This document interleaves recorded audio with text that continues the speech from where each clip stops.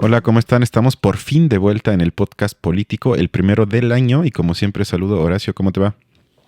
¿Qué tal, Cristian? ¿Todo bien por acá y allá? ¿Qué tal? Pues ya ansioso, como te escribí hace algunos días, que ya urge grabar porque han pasado cosas. La vida política pues no sé si se restableció, porque algunos dirían que en México eso sigue sin pasar, pero por lo menos se puso otra vez interesante, entre comillas, porque ahorita vamos a eso, pero ya era tiempo y el día de hoy te voy a proponer dos temas, a ver qué te parecen. El primero tiene que ver con un debate, sin querer, porque no fue planteado de esa manera, que sostuvieron Julio Hernández y Anabel Hernández la última semana sobre la publicación en 3 medios de una investigación sobre un supuesto, subrayo supuesto, financiamiento del narco de la campaña de López Obrador, ojo, en 2006. No para el 12, no para el 18, sino hace ya casi 20 años. Entonces, sin más, porque traje muchos audios para comenzar de una vez, vamos a comenzar entonces con un audio en el que Julio nos va a explicar el contexto general de lo que vamos a debatir tú y yo, quizás, porque no sé cuál es tu opinión, pero de lo que fue su justificación de la entrevista a Anabel Hernández. Quizás nada más quien no ubique a Anabel Hernández es una periodista, creo que de las más conocidas, no sé si consagradas sea la palabra, para algunos quizás sí, para otros no, pero de las más conocidas en México y también creo que en otras partes del mundo, por lo menos del continente. Y sus libros creo que más famosos son Los Señores del Narco, que lo tengo. También escribió uno sobre el sexenio de Calderón que se llama México en Llamas. Y creo que se puede decir que se ha de alguna forma especializado en hacer periodismo de investigación con respecto a los nexos del Estado mexicano en todos sus niveles con lo que se conoce como el crimen organizado. Y lleva décadas, creo que ya en eso, y ahorita pues eso nada más es una publicación nueva sobre ese tema, porque puede que quizás a veces hay algunos críticos del gobierno en turno que sin que hayan estado en esos temas, de repente se asumen como expertos en ciertos rubros y comienzan a sacar artículos o hasta libros, pero en este caso no, sino es un trabajo que ya lleva muchos años y ha criticado no nada más al gobierno de López Obrador. Comencemos entonces con el primer audio, a ver qué te parece.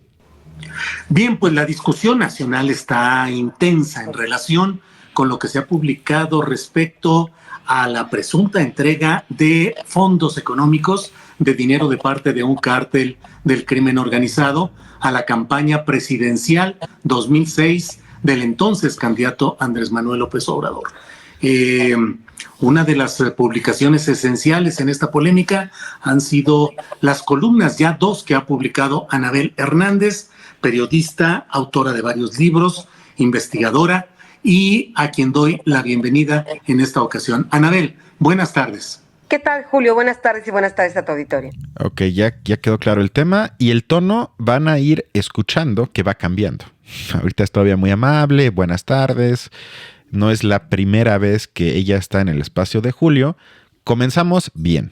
Vamos entonces, y ahí sí, a ver qué te parece ya, con el primer audio ya de la conversación que tuvieron, en el que Julio ya comete, para mí, un error, pero por lo menos abre unas posibles críticas al trabajo de Anabel. Escuchemos. ¿Sostienes que está aprobada la entrega de recursos económicos de un cártel a la campaña de López Obrador en 2006 o hay nuevos elementos que te hagan atenuar ese señalamiento o al contrario, fortalecerlo? Anabel. Mira, Julio, yo como tú comentas no puedo comentar, no puedo opinar sobre lo que los criterios, la información que tenían los compañeros muy respetables de ProPublica y de Inside the Crime.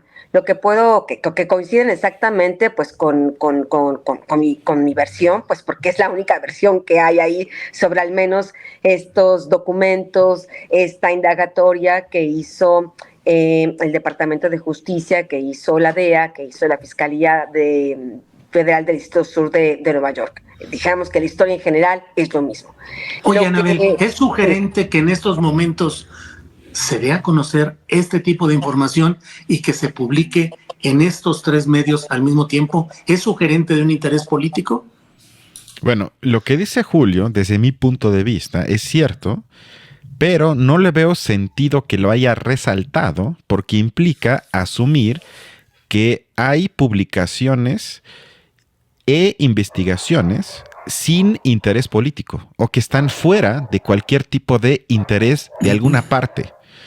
Y eso, como no puede ser, entonces me parece ya que demuestra su intención desde un inicio en esta entrevista, que ahorita vamos a profundizar sobre eso, de desacreditar la validez del trabajo argumentando que hay un interés político por el momento en el que se publica, que es más o menos el inicio de la campaña electoral en Estados Unidos, pero también en México. No oficial, porque todavía falta, pero bueno, estamos a más o menos 6 meses de la elección en México, de hecho menos, y a más o menos 8 meses de la elección en Estados Unidos. Pero bueno, no sé cómo ves tú estos audios iniciales.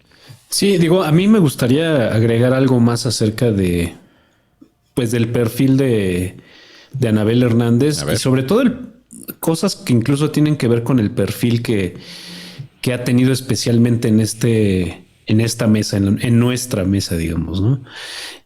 Bueno, para empezar, también últimamente, recientemente publicó el libro de las señoras del narco, que bueno, tú sabrás que dio más lugar a chismes y a veces hasta noticias rosas, ¿no? Que a una exploración seria acerca del asunto del narco. Aunque bueno, también ella, otras cosas que con las cuales podemos considerar su perfil es que, bueno, pues ella es una periodista que incluso creo que vive en otro país, ¿no? Que ha estado bajo amenaza en algún momento, me parece, que también, pues un poco por los temas en los que ha investigado a profundidad. Creo que ella es una de las periodistas que más aportaron a la construcción de este personaje de la Barbie, ¿no? Y que, bueno, ha tenido, me parece, creo que comunicación con ese personaje en algún punto y ha contribuido a hacer ciertas hipótesis sobre el papel que ha jugado ese personaje, ¿no? Pero también recordarás que recientemente ya tuvimos algunos audios de ella participando en la mesa de Carmen Aristegui, específicamente acerca de su opinión sobre la figura de Cuauhtémoc Cárdenas.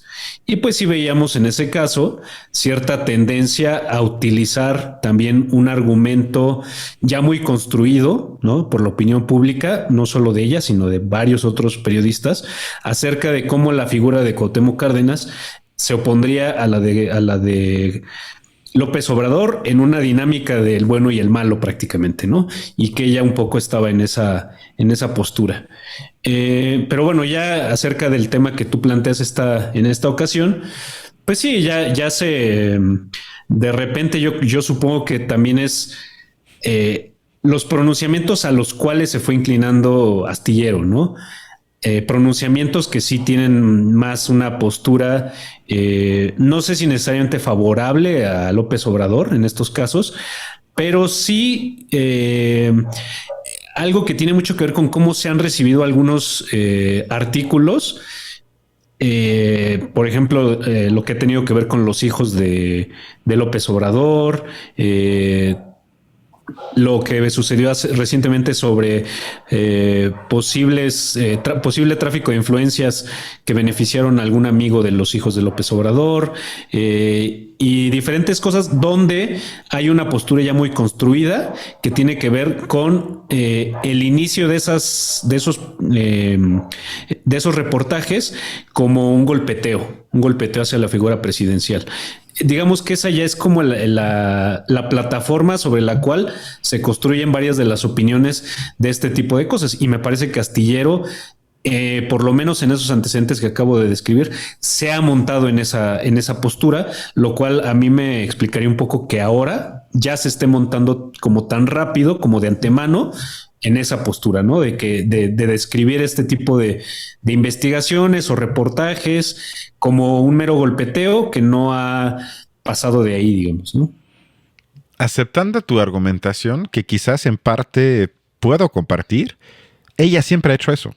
Y cuando hacía lo mismo, escribiendo, entre comillas, en contra de los hijos de Marta Sagún, la pareja de Vicente Fox, hace ya 20 años, todo mundo la festejaba como la que no se deja comprar, como la periodista honesta, como la periodista valiente, como la que incluso acepta abandonar a su país por cuestiones de seguridad para ella y su familia, etcétera, etcétera, etcétera. Sus investigaciones se han basado en gran parte en ese tipo de trabajos que no cuentan, ahorita vamos a entrar a eso, con una especie de prueba sólida que tenga el video y el audio en el que se muestra lo que ella dice en sus libros, sino es una especie de inferencias por testimonios, testigos que obviamente muchas veces no te van a compartir su información sin que te pidan que no menciones su nombre, que ni siquiera digas algo que pueda rastrearse hacia ellos. Es decir, o nos gusta o aceptamos ese tipo de investigación o no. Yo estoy de acuerdo con las críticas que tú haces, pero hay personas, y entre ellas para mí está claramente Julio, que antes no le hacían ese tipo de cuestionamientos porque criticaban a personajes que a Julio le parecen absolutamente criticables. Y en cambio, ahorita cuando se trata de personajes que él no está seguro si son criticables o no, entonces ya critica sus métodos, pero el método es el mismo. Y entonces ahí pido congruencia, pero de hecho también va a haber audios de eso. Si quieres ir pero solo una cosa más. No, yo no estaba tratando de decir que yo compartí esa postura con Julio Astillero. Más bien lo que estoy tratando de señalar es que él sí se monta ya mucho en esa interpretación, ¿no? Ah, sí. Que él lo ha hecho ya en casos anteriores, como los que dije, de los hijos sobre todo eso de los hijos de López Obrador o de Guacamaya, donde ya casi es muy automático su posicionamiento desde esa interpretación. Yo digo, todavía no, de hecho no estaría yo formulando mi opinión acerca de eso, ¿no? Al final te lo voy a pedir porque traje muchos audios. Vamos entonces al primer audio de Anabel en el que nos explica detalladamente, más o menos, su proceso de investigación. Una investigación. Y cuando empiezo mi investigación, en 2020, me encuentro justamente que conozco por primera vez, porque no lo conocía, conozco por primera vez que se había hecho estas indagatorias en 2010 y 2011 sobre este financiamiento a la campaña de López Obrador, ahí por el gobierno de Estados Unidos, y que habían encontrado, dijéramos, elementos lo suficientemente creíbles, sólidos, que indicaban que había habido efectivamente un financiamiento del cártel de Sinaloa a la campaña de AMLO de cerca de 2 a 4 millones de dólares y que habían sido canalizados directamente pues, por dos personas muy cercanas a López Obrador, una de ellas, la más cercana, Nicolás Mollinedo, y el otro, Mauricio Soto Caballero, que había sido funcionario en el Departamento de Distrito Federal, en la jefatura de gobierno, ahí con AMLO, trabajando siempre con Mollinedo, y después había participado directamente en la campaña del 2006 y había participado en las campañas del 2012 y 2018. Y bueno, el dinero venía directamente proveniente de Arturo Beltrán Leiva a nombre del cártel de Sinaloa. Y bueno, esta era, palabras más, palabras menos, la historia. ¿Qué es lo que yo hice? Lo que hice primero, además de tener esta información, además de tener estos conocimientos, bueno, lo que yo quería saber es si independientemente de lo que esa investigación decía, porque sabemos, se cerró, no llegó a judicializarse, ese es un hecho total y está ahí, ¿no? Las razones por las que no se judicializó, me parece que hay mucha manipulación y hay mucha desinformación al respecto. La información que yo tengo, sí. Pero finalmente el hecho periodístico es que las propias autoridades de Estados Unidos que conocieron de estas investigaciones las desestimaron y no continuaron con ellas. Te equivocas. Dime. La palabra no es desestimar. Te equivocas, eso lo van a escuchar varias veces. Pero bueno, escucharon una de las líneas, si no es que la línea principal de la argumentación por parte de Julio Hernández, en la que según él, como no se llegó a algún tipo de proceso jurídico y por ende, el hecho periodístico, siguiendo la lógica de Julio, no existe. Que no hubo nada, según él, que vale la pena señalar bajo la lógica periodística. Y ahorita voy a dar mi opinión sobre eso, y si quieres tú igual, nada más escuchamos cómo Anabel contrapone uno de los primeros cuestionamientos de Julio, que era, bueno, ¿por qué no se llegó a instancias jurídicas hace 15 años cuando se estaba investigando el financiamiento ilícito de la campaña de 2006 de López Obrador? Y ella tiene una explicación para este hecho. No lo siguieron por dos razones. No lo siguieron, Julio, por dos razones fundamentales. Es que hay que entender cómo funcionan estas cosas, porque si no, no se comprenden. Yo he hecho muchas de estas investigaciones. Entonces, había un tema jurídico, que es un tema que también era una complicación grandísima para el caso de García Luna. Y lo sé de primera mano. El tema de García Luna lo sé de primera mano.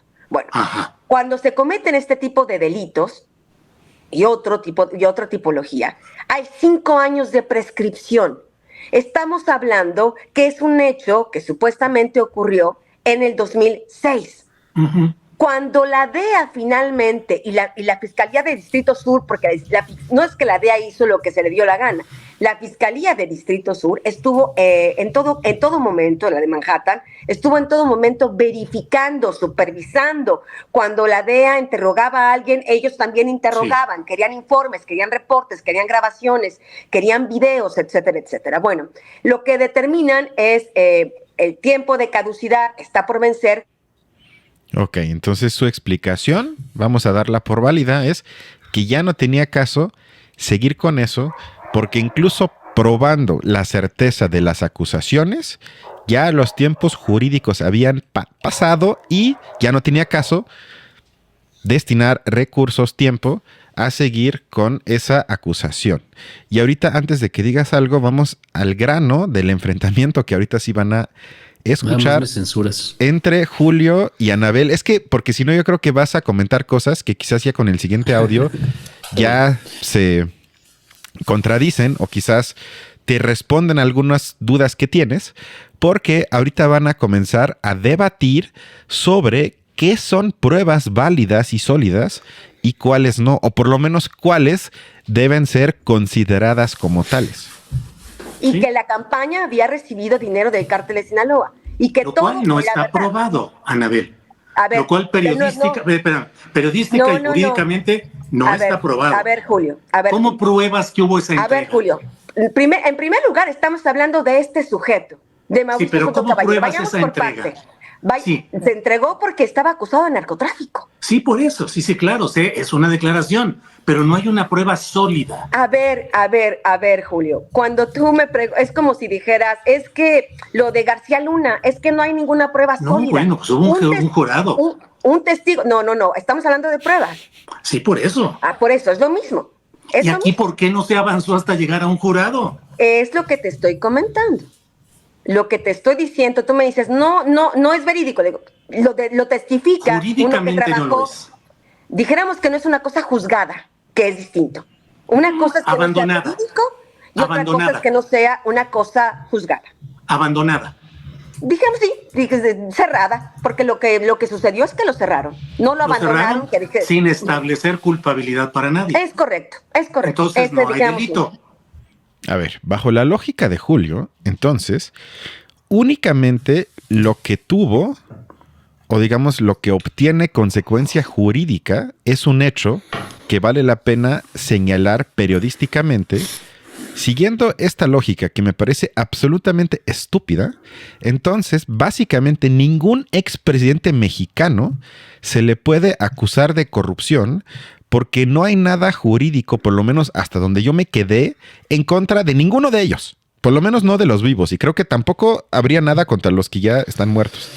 Según yo, tampoco, bajo esa lógica, entonces, hechos periodísticamente revelados, como por ejemplo la Casa Blanca, entre otros, son entonces un hecho importante para los periodistas porque no hay ninguna prueba que bajo un jurado o digamos jurídicamente haya habido algo, una consecuencia para Peña Nieto, para su ex esposa, para lo que tú quieras. No lo hubo, por lo tanto, tampoco hay, según Julio, su propia lógica, delito alguno.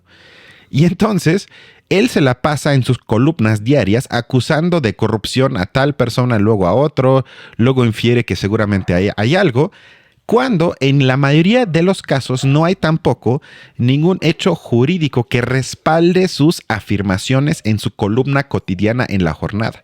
¿Y por qué entonces acusa a Anabel Hernández que no tiene pruebas cuando bajo su propia lógica él no aplica eso muchas veces? Entonces ahí es la primera vez que yo no entiendo por qué él equipara hechos jurídicos con una prueba que sirve en un reportaje periodístico. Eso no tiene básicamente nada que ver, porque tantas investigaciones en la historia hay que luego no llevaron a nada jurídicamente, pero que no por eso entonces son desestimadas como fantasías de la gente que lo investigó. Entonces, esa contraposición parece ya más de abogado del PAN que de un periodista que dice que en su espacio está lleno de periodismo serio. O sea, hasta me estoy enojando porque no puedo creer que Julio haya hecho esa dicotomía, insisto, estúpida.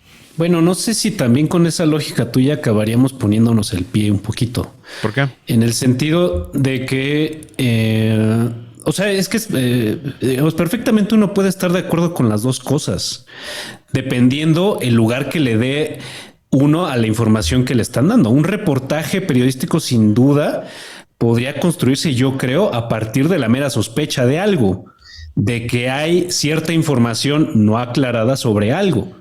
Pero ¿estás de acuerdo que en ese caso el reportaje alcanza solo cierto nivel de, pues no de credibilidad, porque bueno, quizá la credibilidad incluso dependa más de la seriedad del periodista, del medio a través del cual se transmite, ¿no? Pero no abandona un cierto nivel de de una sospecha periodística. Yo creo que en lo que estaría de acuerdo contigo es si el periodismo en general puede utilizar la sospecha o evidencias no confirmadas, no juzgadas, como motivo de una investigación. Porque no hay de otra. Que es totalmente válido. Exacto. O sea, yo creo que en efecto se vale.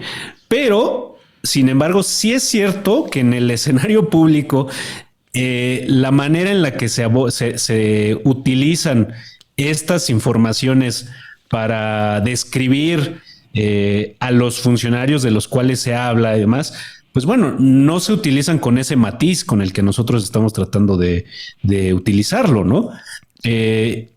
Y bueno, creo que en ese punto, en ese aspecto, pues yo sí coincidiría con Julio Hernández en que hay que darle el lugar de una sospecha. A ver, porque bueno, ahí también entraríamos en un terreno donde cuando ahí me parece que incluso, y ahí me hubiera gustado decirlo en el momento en que utilizaste ese audio, cuando dijo autoridades, no hacía falta especificar qué autoridad de qué autoridad nace esta fuente. Hablas de algo que dijo entonces. Sí, porque bueno, es que ella, ¿no? aquí me parece que hay algo que se utiliza también un poco mal en la opinión pública. Hablar de autoridades como si fuera todo el gobierno estadounidense, ¿no? Cuando el gobierno estadounidense, si algo ha probado, es que entre instituciones, entre ciertas oficinas, también hay una contraposición de posturas, de lo que se toma como evidencia de algo y de lo que no se toma como tal. Digo, yo incluso te diría un ejemplo que que hizo a muchos periodistas hablar de una cosa que a mí sinceramente sí me parece estúpida, ¿no? Como supuesto funcionario del gobierno que dijo que en efecto la NASA tenía alienígenas, ¿no? Y que se tomó como lo declaró ante el Congreso. Ay, lo dijo una institución del gobierno estadounidense. El gobierno y eso han se llegado en la opinión pública. El gobierno estadounidense ya dijo que si hay, o sea, ¿estás de acuerdo? No estamos que solos. Si lo mantenemos en ese nivel incluso de autoridades del gobierno estadounidense tienen evidencia de una cosa, tampoco sale de la mera sospecha. ¿No? No, estoy de acuerdo. Entonces, bueno, yo estaría de acuerdo con Julio Astillero en que sí tendría un nivel otro nivel superior de fuente periodística, cosas juzgadas. ¿Ok? Sin desacreditar que una sospecha y una fuente de información de un gobierno como el de Estados Unidos pueda ya generar una investigación. Eso me parece también totalmente válido. Pero ahora debo tener esos dos criterios de análisis para ejercer mi opinión acerca de si este gobierno ya en automático es como, bueno, y creo que en esto sí comparto contigo. No solo este gobierno, sino también los anteriores, con meros reportajes que no pasaron de la sospecha y no llegaron al nivel de tener evidencias en cosas juzgadas, también se puede hablar de corrupción ya, de un fenómeno de corrupción ya comprobada, como en la Casa Blanca. Se quedó en las sospechas. O sea, entonces, ¿en qué nivel está lo de la Casa Blanca? Yo creo que el reportaje de la Casa Blanca sí llegó a otro nivel de investigación. Pero yo creería que sí. Pero entonces, ¿en qué nivel? Porque no hay nada jurídico. La sospecha está, la sospecha está que esa casa fue a cambio de favoritismo por parte directamente del presidente y su gabinete. Pero su ex esposa, salió en televisión nacional explicando, llorando casi, que esa casa fue fruto de su trabajo duro en Televisa, que trabajó mucho, que ahorró mucho, etc. Entonces, está la duda. Podemos únicamente sospechar, como diría Julio. No hay nada jurídico. Peña Nieto está en España. Obrador no lo acusa de corrupto porque hay, al parecer, la sospecha de un acuerdo entre Peña y AMLO, de que si tú me dejas en paz, yo te dejo en paz, etc.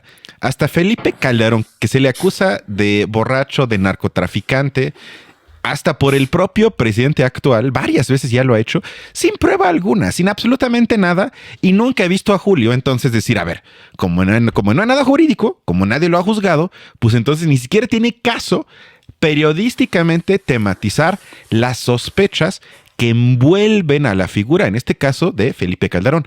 Y una cosa que iba a traer al rato apenas, pero como ya caíste para mí en esa trampa, te lo voy a poner de una vez, que es un audio de Leo Zuckerman en el que hace exactamente eso, o más bien señala algo que yo comparto que no se debe de hacer.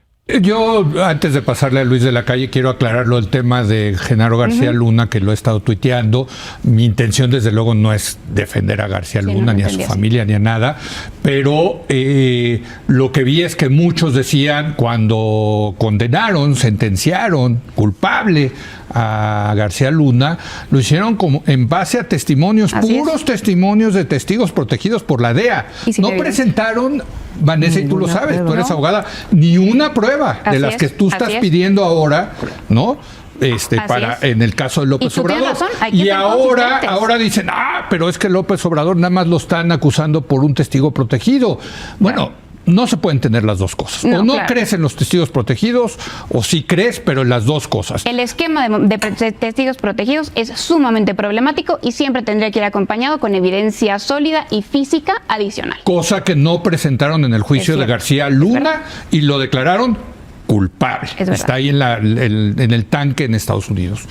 Ahora, Julio dijo en el último audio que escuchamos entre él y Anabel que como si hay algo juzgado en contra de García Luna, que eso sí es una prueba. Cuando lo juzgaron sin tener prueba alguna, según Julio, porque según Julio, los testigos protegidos pues no cuentan como prueba.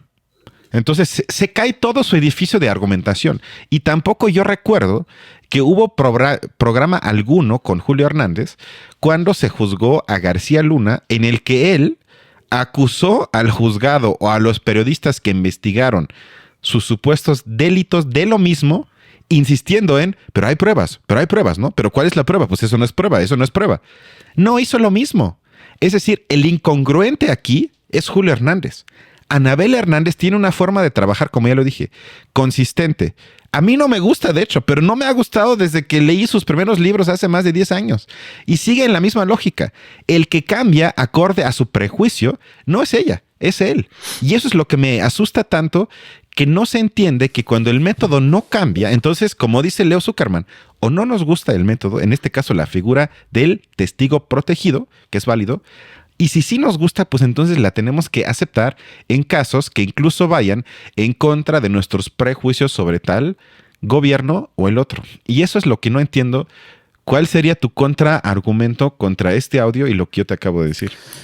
Es que a lo que yo voy y que creo que no me estás entendiendo es que yo no desacredito por venir de una sospecha o de una declaración de alguien la relevancia de un reportaje o de algún artículo o un contenido periodístico. No lo desacredito por ser eso, pero debe mantenerse como en cierta categoría de información, ¿no? Que si es una categoría de mayor nivel, algo que pertenece a una evidencia, ya sea, a ver, y ahí también habría que ver en qué nivel colocamos cada cosa. Yo creo que un reportaje como el de la Casa Blanca sí accedió a una documentación de una categoría más oficial que a lo que se está accediendo ahorita, ¿no? Si bien aún fue un reportaje que dejó a la interpretación de los lectores la conexión de ciertos nexos y que de ahí se desprende que en efecto tampoco ahí hay algo juzgado, tampoco ahí hay algo que ya pueda certificar un acto de corrupción del gobierno de Peña Nieto. Bueno, eso también es cierto y eso hay que tenerlo bien claro. Ahora, las evidencias sobre las cuales se tiene la posibilidad de conectar esos puntos, en el caso de la Casa Blanca, me parece que sí está en otro nivel que lo que hay por lo menos ahorita y ha habido de esta serie de reportajes acerca de los que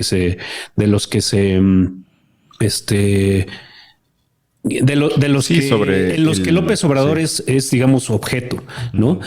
Yo por eso digo, al decir esto, yo no descarto el valor periodístico de algo que que surja de una sospecha más o menos investigada hasta cierto punto.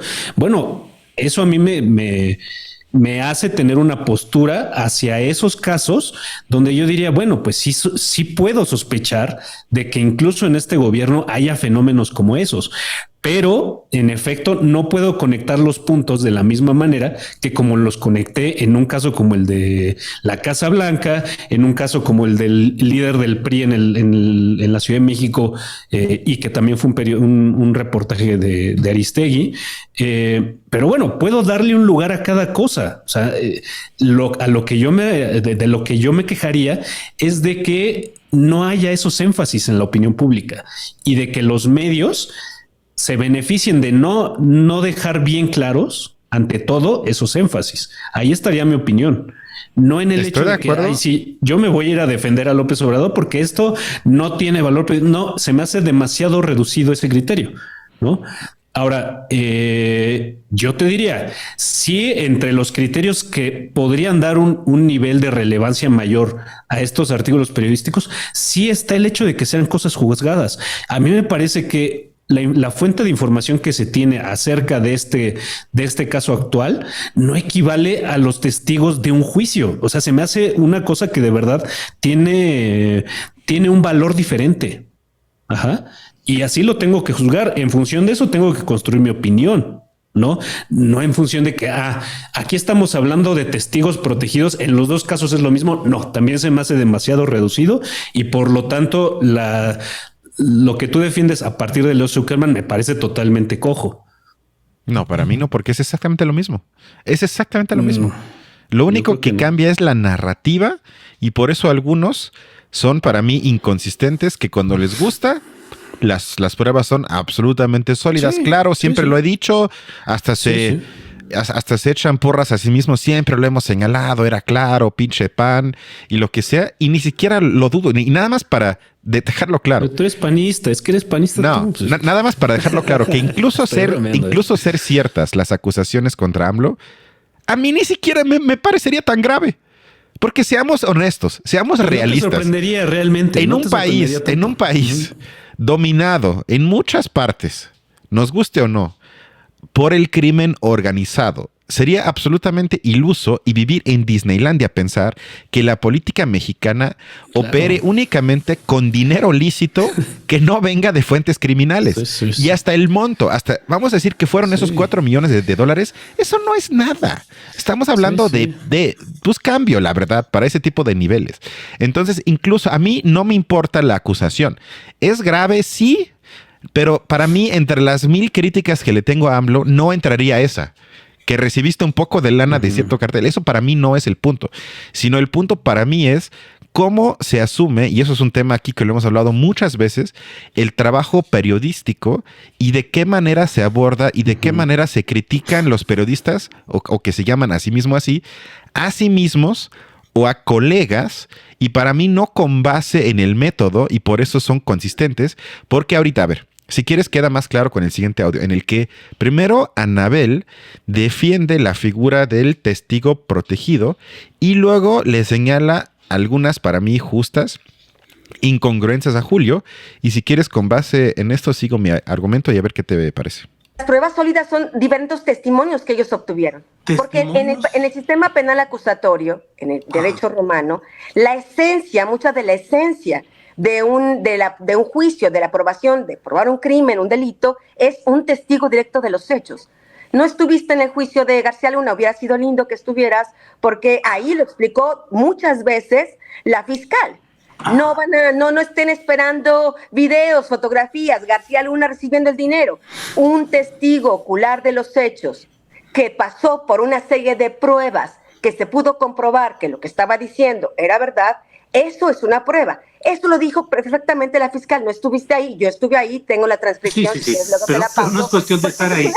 Estamos diciendo que un testigo es una prueba. Es que yo quiero que entiendas eso. No, lo sé perfectamente. Pero el testimonio ya no es la reina de las pruebas, porque puede obtenerse por tortura, por presión, por acciones diversas. Hubieras estado en el juicio del Chapo. Pero estamos hablando de este tema específico. Ahí te va el siguiente audio, a ver. En eso te equivocas. A ver, entre otras equivocaciones. Sí, hay varias equivocaciones. Sobre todo creo que desconocimientos. Yo no sé si tú has visto. Anabel, ese es conocimiento de los factores de intereses que confluyen en muchos de estos hechos y Julio, que no podemos presentar los procesos de Estados Unidos. Espérame, yo te dejo mucho tiempo. Espérame más tantito. No puedes tratar de presentar los procesos de Estados Unidos como exentos de los intereses electorales, económicos y de poder que rigen al mundo entero y el interés de Estados Unidos. Es decir, como se presenta un testimonio ante la DEA, eso es un testimonio bíblico. A ver, es que te equivocas también en eso, porque no fue el testimonio de Mauricio tiene todavía un mayor peso legal y una mayor credibilidad, diría yo. Porque Mauricio testificó ante la fiscalía, no a la DEA. A la DEA le pudo haber dicho debajo de la mesa lo que tú quieras, sin ningún valor jurídico. Él testificó ante la fiscalía, bajo juramento de decir verdad, cuando estaba detenido, acusado de narcotráfico. Y testificó y dijo sí, lo juró, lo firmó. Firmó un acuerdo, ante la oferta de tener... Firmó un acuerdo de culpabilidad. Bueno, pues hubiera dicho, llévenme a la cárcel. Yo no voy a contar mentiras. Por favor, llévenme a la cárcel, ¿no? O digo lo que convenga. O hubiera contado en México inmediatamente, oigan, me están presionando los gringos. A ver, o sea, yo creo que lo poco que demuestra Julio es que ni siquiera investigó bien el caso previo a entrevistar a Anabel Hernández y simplemente se basa en su prejuicio, que ya lo tenía antes de la entrevista, y para él es una maniobra de los gringos para fregar a López Obrador, que es una hipótesis válida. Yo no digo que no, pero en todo caso, por lo menos haz el trabajo de leer las investigaciones de tu entrevistada sobre el tema para que no cometas los errores que digas, testificó ante la DEA, cuando no fue ante la DEA, sino ante la Fiscalía de los Estados Unidos, que eso es más cosa seria, porque allá sí se toman en serio eso, que si mientes bajo juramento, las consecuencias son posiblemente graves. Y entonces digo, si te asumes, como diría Julio, como periodista, entonces por lo menos investiga bien a la persona y su trabajo antes de entrevistarla, porque yo creo que con este audio queda claro que ni siquiera hizo eso, que ni siquiera sabe bien los entremados y todo, como para desestimar tanto lo que dice Anabel Hernández, porque, y con eso acabo, hemos tenido entrevistas aquí del espacio de Julio Hernández en el que yo me quejo que no hace preguntas. Que nada más está como que le da así como el paso inicial a su entrevistado, dice algunas cosas. ¿Y cómo te sientes con eso? Ay, muchas gracias, una broma y adiós. Sí. Y digo, y en este caso estuvo como yo quiero que sea siempre, que ponga atención, que cuestione, pero tienes que hacerlo siempre y sobre todo tienes que hacerlo preparado para que se te tome en serio, porque yo creo que Anabel también se calentó un poco más porque se daba cuenta que como que no la toma en serio, como que no toma en serio su trabajo y que sus dudas ni siquiera son con respecto a lo que ella escribió, sino es como en general el trabajo no le parece válido, entonces todo lo que ella diga no vale. Entonces, pero bueno, a ver, ¿cómo lo ves tú? No, estoy totalmente de acuerdo contigo y de hecho esa fue mi primera opinión hoy. Yo creo que Julio Hernández ya se monta sobre una interpretación para todos estos casos, una interpretación general que tiene mucho que ver con qué tanto la fuente de donde viene la acusación tiene un objetivo de golpeteo. Y creo que eso ya incluso lo está haciendo de una manera más automática, ¿no? Como creo de que eso, comodín, ¿no? Sí, sí, creo que es buena la idea de las cartas, ¿no? De, pues yo tengo este Pokémon, pues yo te respondo con este otro que es más poderoso, ¿no? O sea, creo que así es. Y bueno, y es que realmente el debate público no pasa de ahí, ¿no? Todavía te diría, bueno, pues sí, pero como sea esa manera de formularla, pues es la más sofisticada a la que se llega en el debate público, ¿no? Yo creo, bueno, yo voy a mantenerme en esta idea de que sí hay niveles o sea, no voy a descartar que un reportaje periodístico pueda surgir de una sospecha, de el testimonio de alguien, ¿no? Y que eso vale la pena investigarlo. O sea, yo creo que eso es en lo que vamos a concordar tú y yo. Si esto se siguiera de una investigación seria, que a final de cuentas diga, se confirma tal o se descarta tal, bueno, pues eso creo que tendría el mayor valor del mundo. No está pasando, creo que casi con ninguno de estos reportajes que salen, donde López Obrador está implicado y bueno, en realidad creo que no ha pasado, creo que tampoco con los gobiernos anteriores, ¿no? Y tampoco esto se ha seguido de una fiscalización. Creo que, bueno, salvo en algunos casos, ¿no? Se ha logrado por lo menos que ciertos organismos se echen a andar echen a andar ciertas investigaciones, que tomen ciertas medidas, pero bueno, no se ha hecho avanzar a la justicia mexicana a base de reportajes periodísticos, me parece. Sí, quizá la opinión pública pues se ha nutrido de este tipo de cosas. Ahora, pues bueno, yo creo que puedo estar de acuerdo de todos modos con cosas que dice Julio Hernández. O sea, sí es cierto que una declaración ante cualquier institución, la que sea, por más que sea la Fiscalía de Estados Unidos y bajo juramento y estas cosas, a mí de todos modos sí no me parece del mismo nivel de lo que estamos hablando acerca de García Luna, donde estas cosas sucedieron ante un juez, donde se llevaron a cabo en un juicio. Eso me parece que sí está en otro nivel.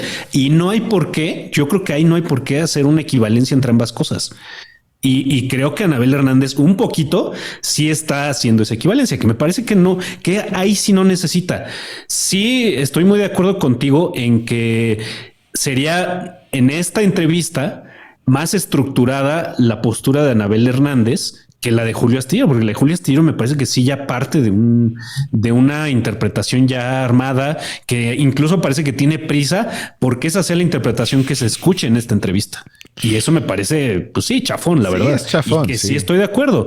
Lo he encontrado varias veces con Julio Hernández, a pesar de que me parezca de los periodistas hablando de gente que habla en medios que se escuchan más o menos por varias audiencias, que me parece más o menos elocuente, ¿no? Por ejemplo, yo sí no lo compararía con alguien como Leo Zuckerman, como tú haces constantemente, porque Leo Zuckerman sí me parece bastante decepcionante la mayoría de las veces que incluso tú lo traes aquí. Pues mira, por más triste que suene, y me entristece mucho, debo decirlo, fuera de cualquier cinismo o sátira o sarcasmo, me parece más periodísticamente valioso con excepciones, pero en general, si tendría que sacar un promedio, el espacio de la hora de opinar de Leo Zuckerman que las mesas de Julio Hernández. Con picos altos que no hay con Leo Zuckerman, que sí hay con Julio Hernández. Que a veces sí tiene cosas muy buenas, entonces son picos muy altos, pero si saco un promedio, la mayoría... Y luego tiene las mesas del más allá también. Por eso te digo, si saco un promedio, sí digo... Sí, es cierto. Y casi no tiene mesas con posturas confrontadas, enfrentadas, como sí lo hay con Leo Zuckerman, que está la que simpatiza y la que no simpatiza. Entonces, digo, aún así para mí, Leo Zuckerman obviamente tampoco es periodista. Y creo que ni siquiera él... Creo que él, pero sería una buena pregunta para él si él se asume así, pero creo que él más bien diría que es un comunicador. Presentador. Con presentadores. Que eso para mí también sería más honesto que Julio se autonombre así. Pero bueno, eso ya lo dijimos muchas veces. Sigamos con el chisme porque ya el pleito se puso bueno y traje más audios. Bueno, yo solo agregaría una cosa. También he escuchado a Anabel Hernández en mesas de opinión, sobre todo con Aristegui, que tiene la de los miércoles. Y me parece que ella también incurre mucho en esto de tener prisa a la hora de que su interpretación se escuche así, en esas fórmulas ya muy construidas.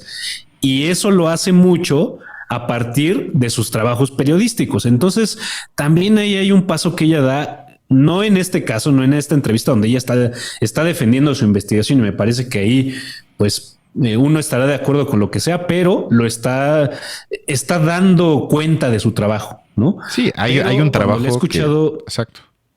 Cuando yo le he escuchado en mesas de opinión, también hace eso que está haciendo. Sí, a mí ella no me gusta cuando opina sobre cosas de la vida cotidiana en la política mexicana. No me parece buena, ni interesante, ni novedosa, ni muy teóricamente formada ni nada. Entonces yo tampoco entiendo por qué ella está, o sea, yo la invitaría cuando tiene algo trabajado, que puedes compartir o no, pero bueno, llevo meses investigando esto lo tengo, esto lo puedo probar, esto lo puedo inferir, y ya bueno, y hasta el siguiente libro ahí nos vemos. Para mí ahí ella sería más o menos valiosa, entre comillas. Sí, lo ha sido, pero eso también yo lo comparto. Por eso yo ni siquiera veo la mesa de los miércoles con Carmen, porque sí me parece que las opiniones están quizás con otra fórmula, pero en nivel de mi interés y de profundidad, tampoco mucho peor que las que tiene Julio Hernández. O sea, también muchas veces es lo mismo y aplican fórmulas sin aceptar quizás algunas cosas que no encajen con lo que ya confirmaron, según ellos, con algo que investigaron hace 10 años. Entonces toman como eso, como una especie de fundamento para de ahí extraer todos sus juicios sobre lo que pasa. Estoy de acuerdo con eso. Pero bueno, sigamos entonces con el debate entre Julio y ella, porque ahorita Julio ya se ve que, incluso en el video que ustedes no pueden ver, pero les invito a que lo vean en YouTube, ahí está, ya se ve como afectado, como sorprendido, porque como que estaba como esperando una conversación amena, creo que era de noche, estaba cansadito en su casa y como que ya estaba sacado de onda, pero yo creo que también se calentó, entonces se puso por lo menos a nivel de chisme interesante. Porque era fundamental, periodísticamente hablando, era fundamental. Periodísticamente era fundamental señalar que estos datos que estás tú presentando tenían el contexto fundamental de que no son una verdad jurídica, de que no fueron aprobados por el propio gobierno que los investigó y que hoy es una investigación. La palabra no está aprobados. Es que la palabra no está aprobados. Bueno, ¿estás hablando jurídicamente o periodísticamente? Porque entonces cambia la jugada. Jurídicamente tú no puedes decir que no fueron aprobados. No es entonces, el término real. A ver, ¿cuál es? El término real es que cerraron la investigación. Y por tanto no hay ni responsabilidad. Cuestiones esa es una interpretación tuya. No. Tú no jurídicamente. A ver, espérame, una interpretación política. Espérame. Siento que Julio ya está en un punto que me recordó un poco a conversaciones que he tenido con abogados, que no puedes hablar con ellos porque ellos reducen todo a la ley y si algo no está en la ley o cubierto por la ley, no existe. Y más o menos yo creo que se veía como en un callejón sin salida, que nada más contestaba ya eso, pero ahí va el siguiente audio que se puso aún mejor el pleito. Yo sí. Tú lo puedes probar. Yo lo puedo probar. Yo lo puedo probar porque hablé directamente, independientemente de esta investigación, con varios integrantes del cártel. No, varios es mucho. ¿Varios? ¿Quiénes? No, varios es mucho. Sí, ¿Quiénes? Es mucho, justamente. ¿Quiénes? Varios. No te lo voy a decir, Julio. Bueno, pues entonces todo queda en la narrativa. Si quieres tomarlo así. No. Te lo pregunto como periodista. Yo también te lo digo como periodista. Yo no te voy a decir quién. Entonces, Tú ya no le preguntaste a Nicolás. Tú ya no le preguntaste a Nicolás. Está bien. Es una de... Sí, de acuerdo. Yo no lo estoy esbozando ni lo estoy argumentando. Tú sí. ¿Con quién hablaste? Tu trabajo. Tú tampoco. Tu trabajo. Tú no estás diciendo. Te voy a decir cómo se hice mi trabajo. El literario. Nicolás de lo que ayer te dijo. El literario. No periodístico. Julio, te equivocas. A ver, Anabel, Cuando me entrevistaste sobre el Mini-League, no te importaba mucho eso, porque tú querías escuchar la historia de Omar García Harfuch. Oye, y entonces era totalmente creíble lo que dijera el Mini-League. No cuestionaste, no dijiste... Ahora eres mentalista. No, pero no me preguntaste. Ahora eres mentalista. No me lo preguntaste, ahora adivinas, Julio. Lo que el otro debe preguntar. Lo que ¿Por qué tengo que preguntar lo que tú quieras? ¿Por qué tengo que preguntar lo que tú quieras? ¿Estás de acuerdo que ya perdieron la cordura? Pero sobre todo, como Julio es el que la invitó y es su espacio, yo siento que como entrevistador, el nivel de responsabilidad cuando escala es mayor que con el invitado entrevistado. O sea, también ella se calentó y le contesta, pero él ya perdió los estrabos y nada más le contesta, pero ella le señala algo que va en la lógica que yo también te he tratado de argumentar, que hace poco, ya no me acordaba, la entrevistó por la investigación que se le hizo a García Harfuch sobre sus posibles también nexos, que son sospechas. No hay pruebas, mucho menos está condenado, acusado oficialmente, nada de eso. Pero, otra vez, hasta ella misma le dijo a Julio, tú me entrevistaste y te valió madre que mi esquema de investigación haya sido el mismo que me cuestionas hoy. Y él, ya lo único que le dice es mentalista. O sea, él le quiso decir, es que lo tenía en mi mente, pero no te lo pregunté. O sea, ahora ya está más o menos como algunas de mis exparejas que me decían, pues no te contesté, pero en mi mente sí te contesté. O te dejé plantado, pero en mi mente estaba ahí. No, bueno, estamos ya entonces en el reino de la fantasía absoluta y no en los hechos, que ahí para mí otra vez se ve para mí la incongruencia periodística de Julio, que en entrevistas previas sobre investigaciones con el mismo esquema de ella, pero también de otros, no hace las mismas críticas. Entonces, otra vez, el que cambia es Julio, el que no cambia es la que investiga de esa manera, que otra vez nos puede agradar o no, pero en eso ella lleva más de 10 años. Sí, estoy de acuerdo. En esto creo que sí, en la postura que está adoptando en esta entrevista, sí, pues me parece que hay totalmente una falta de rigor acerca de cómo tendría que conducirse una entrevista donde incluso pudiera llegarse a la idea de que, en efecto, la entrevistada, como Anabel Hernández, está sosteniendo una postura y está dando lugar ya a un pronunciamiento muy inclinado, muy cargado, ¿no? Como creo que en efecto sí pasa. Sí pasa. No, y eso podrías criticarle si haces un buen trabajo preparándote para la entrevista. Pero justo no tratar de hacerlo como de una manera tan obvia, ¿no? O sea, sobre todo están partiendo ya de una opinión construida de antemano y no a través de cosas que surjan en la entrevista. Y creo que aquí sí, Julio sí traía como una prisa por demostrar que su postura es opuesta a la de Anabel Hernández, que lo es y ya ahí uno puede ver con cuál se va, ¿no? Y bueno, pues es que creo que pues ahí creo que vamos a denunciar algo en lo que sí nos vamos a poner de acuerdo. Rigor yo en ningún lado encuentro. O sea, de sí, verdad no, que pero ese rigor que tú estás pidiendo. En este caso, mi crítica es hacia Julio Hernández porque de Anabel Hernández es lo que es. O sea, ella lleva décadas, por lo menos 10 años o 15 años, trabajando de esa manera. O sea, ella es lo que es.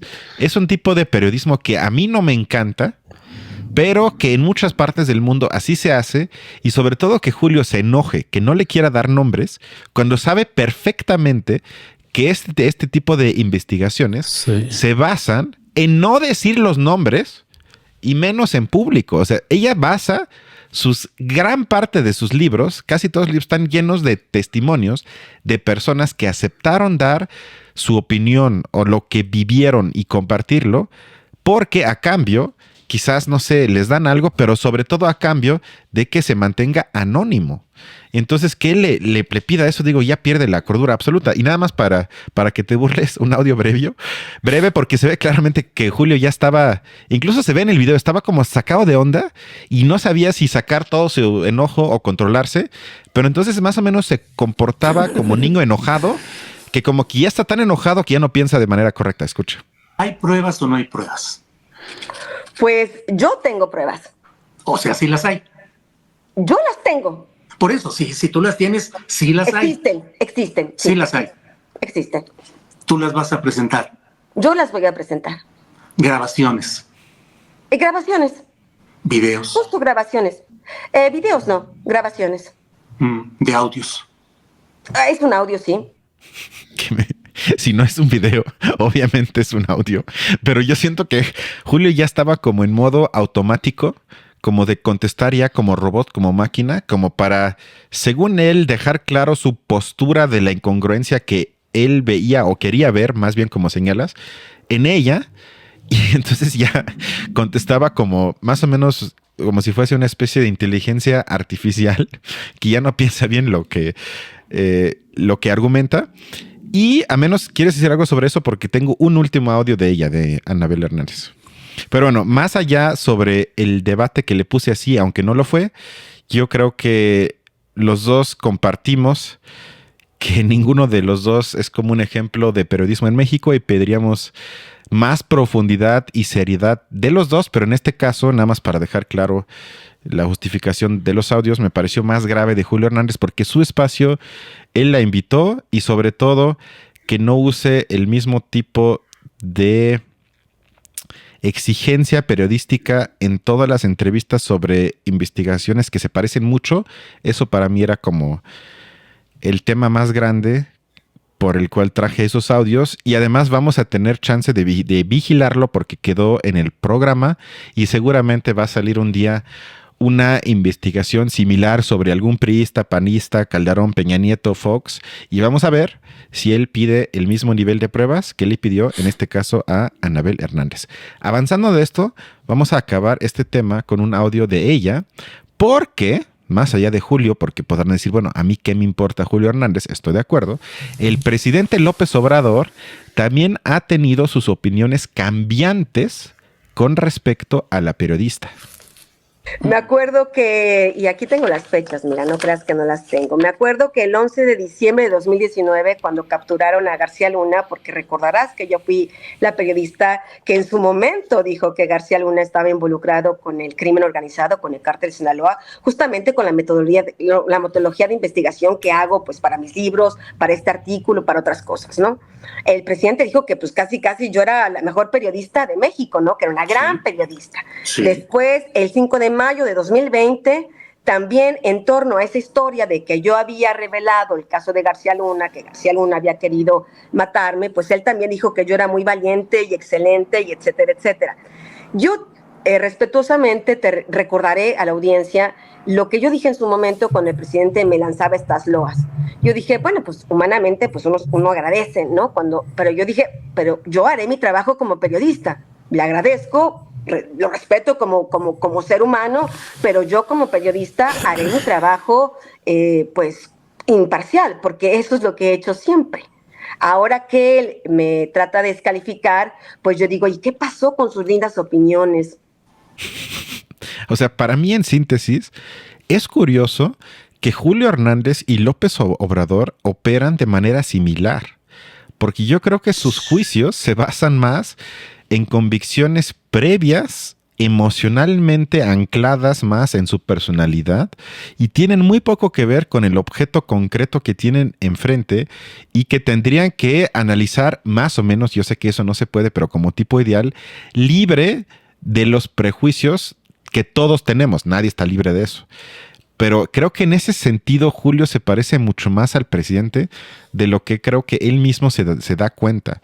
Porque además en el programa, creo que del viernes, de En la Mesa del Más Allá, lo festejaron por la entrevista que le hizo a Anabel Hernández. Le dijeron que tú sí eres un gran periodista. Y él mismo aceptó ahí algo. Dijo, bueno, es que yo soy del periodismo de opinión.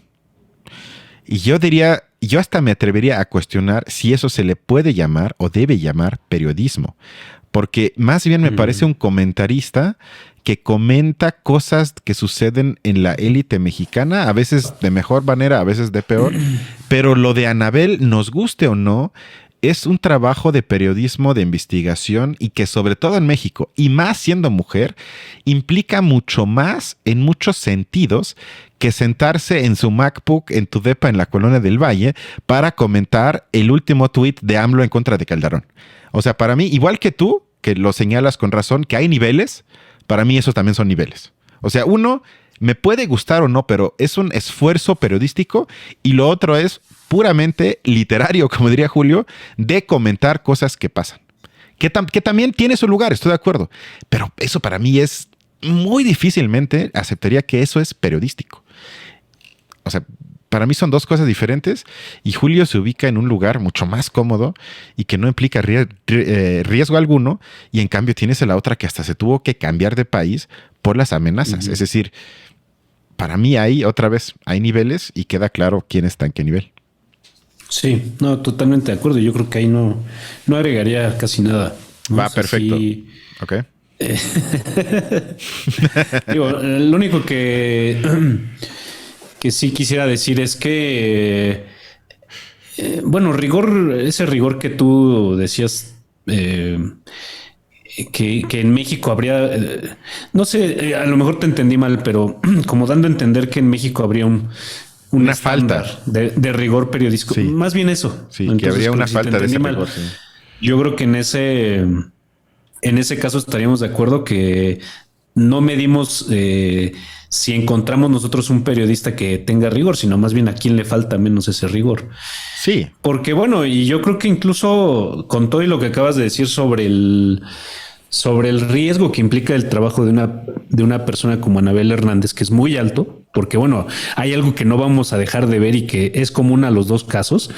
Y eso independientemente de que yo no esté de acuerdo con las posturas a las que ella llega. Sin embargo, es una periodista enfrentada a los más altos niveles de poder. Y eso yo creo que ya de entrada, sí, como dices tú, la pone en un nivel al que yo creo que sí no he visto yo a Julio Hernández, aunque sí tuvo su momento incluso con López Obrador en algún momento.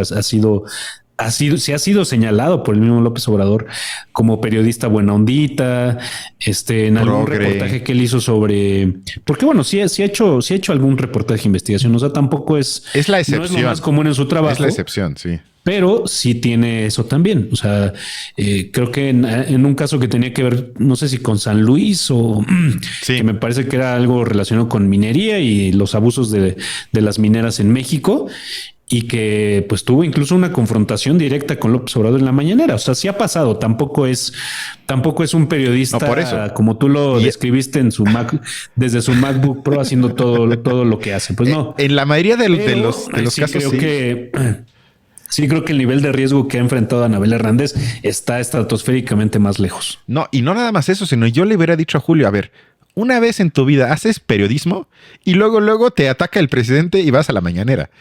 Te diría, ¿sí te das cuenta? O sea, yo le diría, amigo, date cuenta cuando haces periodismo y cuando escribes chismes que a nadie le importan, básicamente. O sea, ahí se ve la diferencia, porque el periodista, por definición, es incómodo para el poder. Y esté quien esté en el poder. O sea, no hay periodismo que sea cómodo para el poder en turno. No hay eso. Por definición, de trabajo, de campo, de importancia para la sociedad, debe ser, como tipo ideal, un contrapeso al poder político, económico, mediático.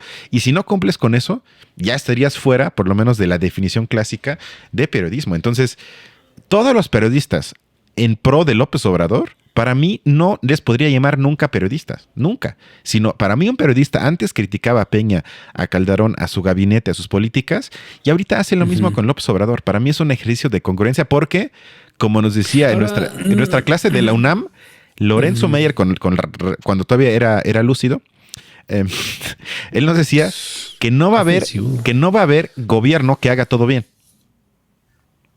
Nunca va a haber eso. Entonces, la tarea del periodista o del periodismo es señalar a rajatabla, con la dureza, con todas las implicaciones, esas cosas criticables de cualquier tipo de gobierno. Para mí eso es periodismo. Entonces, si no es eso, para mí es otra cosa. Ahora, yo no sé si colocaría a alguien como Julio Hernández, como tú lo pusiste, como teniendo una postura ya de antemano favorable para López Obrador. Creo que eso no lo compartiría contigo. Sí compartiría con que hay varios así, y creo que ahí tenemos la mesa de los lunes con Aristegui, o algunas mesas del mismo Astillero, que son más de una, donde sí Sabina Berman, o sea, ayer simplemente antier entrevisté, creo que en una mesa reemplazando a Arnoldo Cuellar no recuerdo, y me disculpo, no recuerdo el nombre de la periodista que incluyó en esa mesa de análisis, pero ya de verdad se había un punto de partida totalmente obradorista, ¿no? O cuatroteísta, no sé cómo llamarle.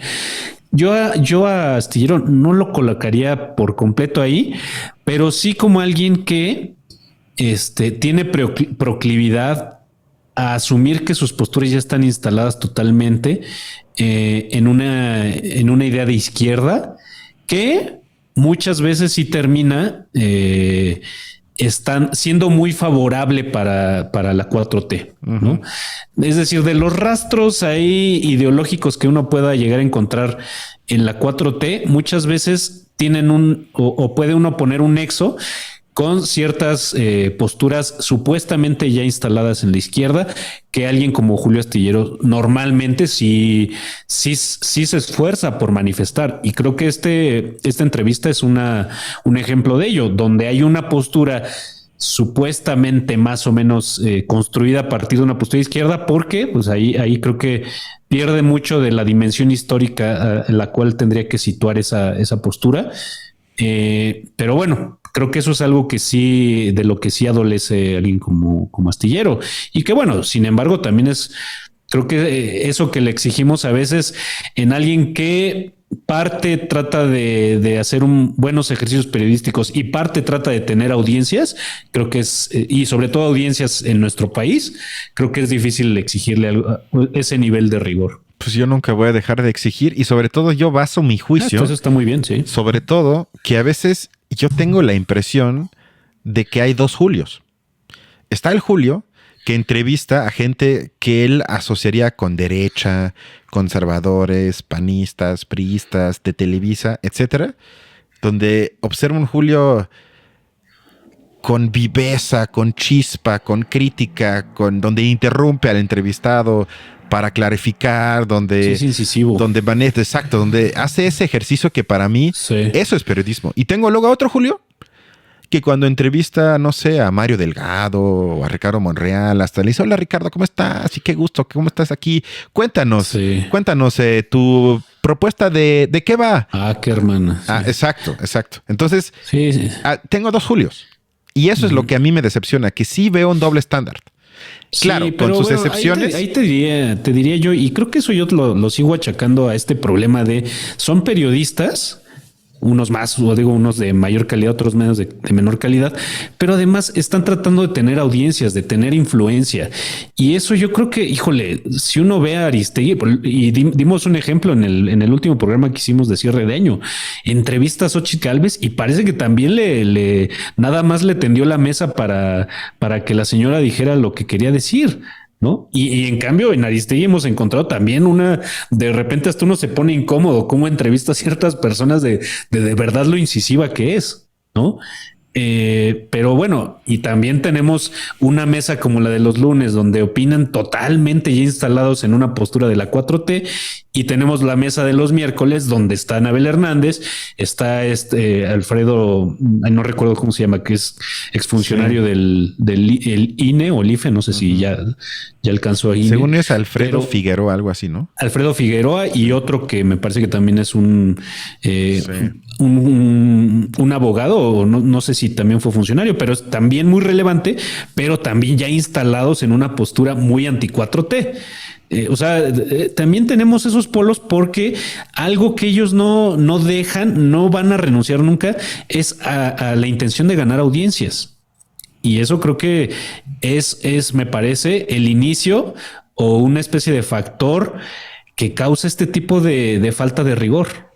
como Sí, tú lo estás sí, bien puede ser. anunciando, Sí, eso sí es un punto, digo, pero precisamente para evitar lo que yo llamaría la prostitución del periodismo, debería de haber medios, entre comillas, independientes, o que por lo menos no dependan de las audiencias para evitar la dinámica que para mí prostituye y por ende destruye al ejercicio periodístico, porque si no, pues si no estamos en el mundo de Televisa y TV Azteca, que es precisamente eso, que les importa el rating, que da lo mismo si miento, si digo la verdad o no, y aparentemente a veces hasta digo la verdad porque me conviene en el rating, entonces, pero lo que domina es el rating. Pero bueno, si quieres, para ir terminando, vamos al segundo tema, que es más breve, que vamos... Oye, antes de eso, a mí nada más me gustaría ver...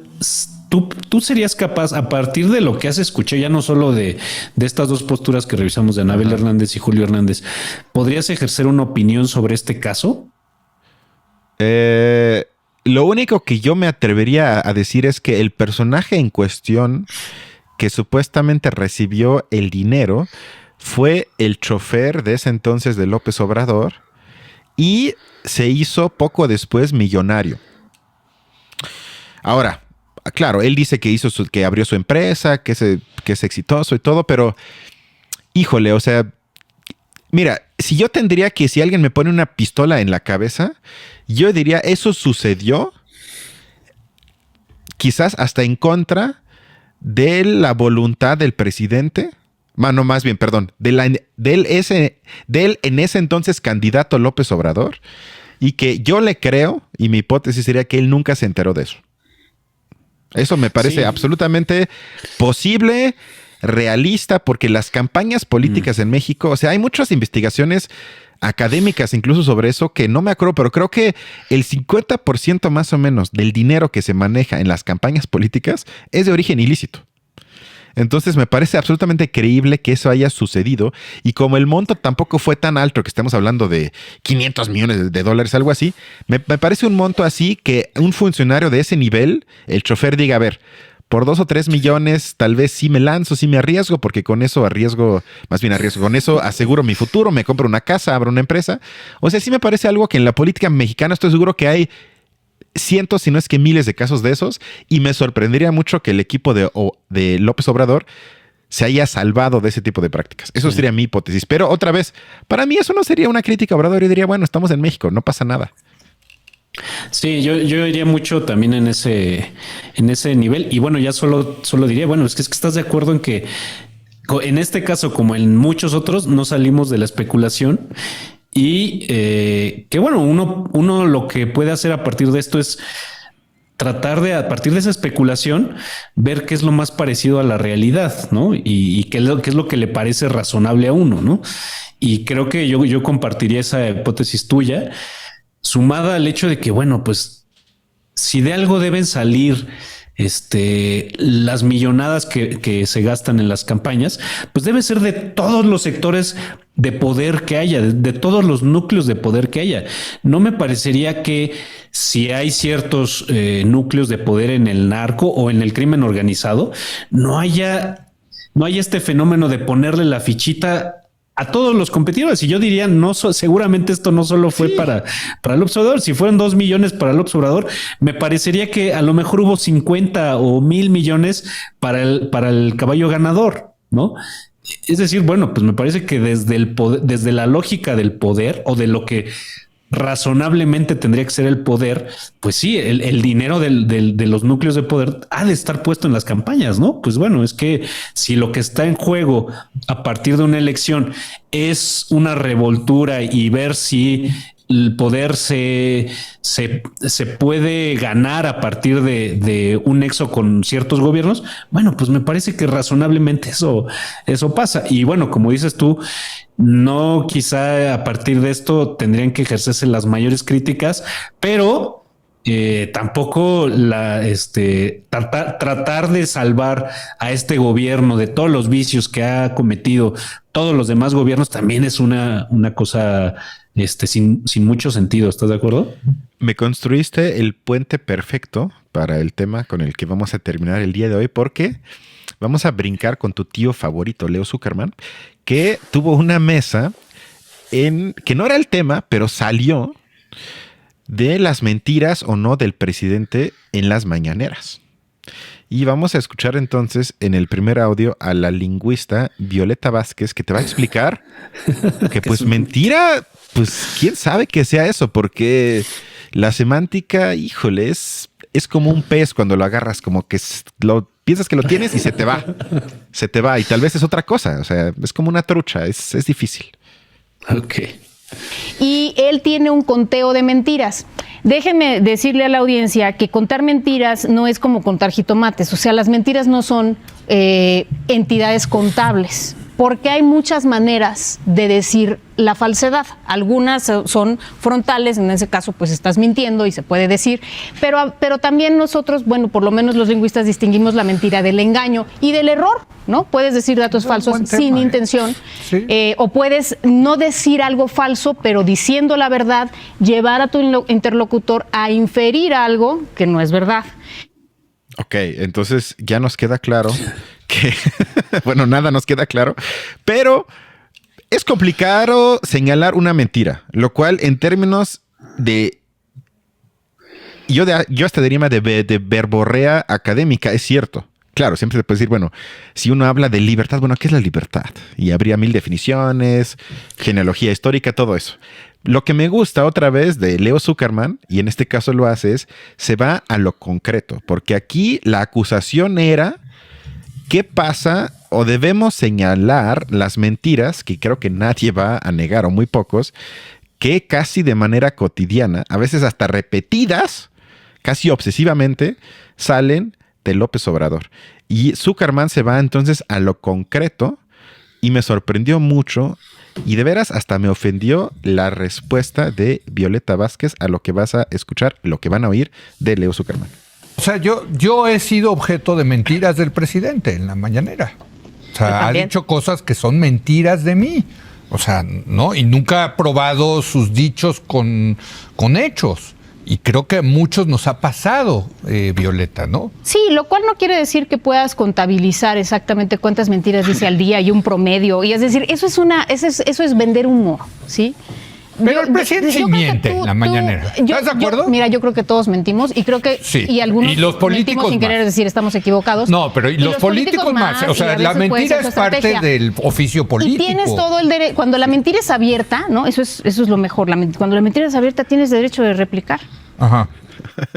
Hasta él se quedó así como, ajá, ¿qué es eso? O sea, su defensa era todos mentimos. ¿En qué mundo estoy? Eso es más o menos como si digo, como si tuviera una amiga que me dice, me acosan en el metro. Y digo, pues sí, casi todos los hombres acosan. Pues es que, pues, ¿qué le vamos a hacer? ¿No? Pues soslayar ese tipo de comportamiento. Y todavía falta el peor audio, pero no sé qué te parece como inicialmente de este tema, que nada más faltan otros 3 audios breves. Pero para ti es importante o no analizar para mí sí, evidentemente mentiras con fines propagandísticos del presidente casi cada mañana. Pues bueno, sí, en el hecho de que pues de que haya, pues creo que podemos conectar esto con el tema del rigor, ¿no? Con que la confrontación con el poder tenga esa condición de arrinconarlo de cierta manera, y de que dé cuenta de sus hechos y sus dichos, ¿no? Creo que sí tiene mucha relevancia, ¿no? Ahora, pues no sé, llegar a esa idea a lo que por otro lado quería Leo Zuckerman con ¿cómo se llama la entrevistada? Perdón, o la Violeta Vázquez. Que está participando. Violeta Vázquez. Doctora Violeta pues Vázquez. Era también arrinconarla en la frase, en el eslogan de AMLO miente, ¿no? También creo que ahí hay una participación de Leo Zuckerman en el jueguito que, pues bueno, también ya es como de buenos y malos y que creo que entra en toda la colección de cosas de la carpetita de AMLO es un peligro para México, ¿no?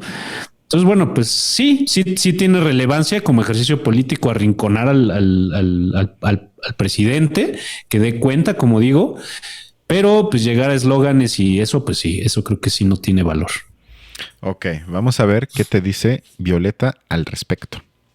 Es que ya a ver, ¿y sí es cierto que todos mentimos? Y cuando digo que todos mentimos, es que, a ver, o sea... Eso decía Doctor House. Si estamos diciendo... Sí, eso decía Doctor House, claro, así es. Es que Perdón, pero es imposible vivir en la vida normal, ya voy a salir un poquito de la política, es imposible vivir en la vida normal, cotidiana, diciendo absolutamente todo el tiempo toda la verdad. Es decir, siempre va a haber un momento, perdón, Carlos, pero alguna vez le has dicho a tus hijos que ya se vayan... Mentirilla blanca. Digamos, todos incurrimos en eso, nadie es completamente transparente, completamente honesto, porque así es la conversación Pero ¿estás humana. de acuerdo que la política es imposible? Y Leo estaba hablando específicamente de la mentira como estrategia política. Sí, todos yo dije, mienten. eso La política es innegable. deporte, la mentira. sea, yo no estoy diciendo que nosotros seamos unos mentirosos, estoy diciendo es imposible ser completamente transparente, completamente honesto en la vida totalmente todo el tiempo. O sea, yo creo que estaba tambaleando. Porque para mí mezcla, y otra vez, me parece un ejercicio propagandística por parte de ella deleznable. Porque ella es doctora y creo que sabe mejor, es decir, miente a propósito. O por lo menos confunde o quiere confundir a la audiencia a propósito. Porque argumenta, como lo hizo el sociólogo alemán Georg Simmel, que tiene un libro que se llama Sobre el secreto. Es un texto más bien, convertido luego en libro, en el que argumenta con razón, yo diría, que el secreto es necesario para el funcionamiento o, si quieres, la convivencia en sociedad de los humanos. Es decir, que no todo el tiempo uno podría decir las verdades sin que reflexiones quién tienes enfrente, el contexto, el momento, que todo el tiempo fueses honesto sin filtro alguno. Eso haría imposible la convivencia, yo creo que hasta en la misma casa cuando ya vives con alguien. Eso nos queda claro a todos. En el trabajo, cuando eres profe, cuando eres alumno, muchas veces uno se calla cosas o aceptas cosas en pro de la convivencia, posibilitarla. Eso es un punto. Pero eso no tiene nada que ver con la, entre comillas, comunicación política por parte del Ejecutivo en una conferencia de prensa que se argumenta que es un ejercicio de rendición de cuentas. No tiene absolutamente nada que ver, eso es un punto. Y el segundo es que tiene que ver con la película de Batman, El Caballero de la Noche, en la que Christopher Nolan, que yo soy fan, y tú lo sabes, que yo soy fan de él, pero más allá de eso, su ideología claramente es liberal, porque si se acuerdan, en esa película se argumenta que lo que estabiliza el sistema en contra del Joker es la mentira. Porque todos mienten en esa película, excepto el Joker. O sea, mienten con respecto a quién es Batman. Luego, en la escena final, se miente sobre quién cometió los asesinatos para permitir la estabilidad generada por las leyes aprobadas y para que la gente no se volviera loca, porque implica asumir para ese tipo de visión del mundo liberal que el sujeto pueblo o el sujeto, digamos, que no tiene el poder, es un sujeto infantil, inestable, medio tonto, emocional, al que no se le puede contar la verdad porque se perdería la estabilidad sistémica. Y a ver, puede que tú me digas, y ya casi acabo, que hay ahí una semilla de verdad. Yo puedo aceptar. Sin embargo, eso es otra vez argumentar desde la lógica del poder. Que el poder diga, yo necesito secretos de Estado, yo no puedo publicar los archivos, me queda claro. Pero que una periodista que se asuma así, argumente como la lógica del poder del Estado, como si ella estuviese ahí, eso es lo que a mí me asusta, porque tendríamos que exigir, y en México hace mucha falta, en muchos países, pero aquí más, el ejercicio de transparencia, que sea al revés, que le exijamos al poder que nos deje de mentir, por lo menos de manera sistemática, como lo hacía el PRI, era clásico.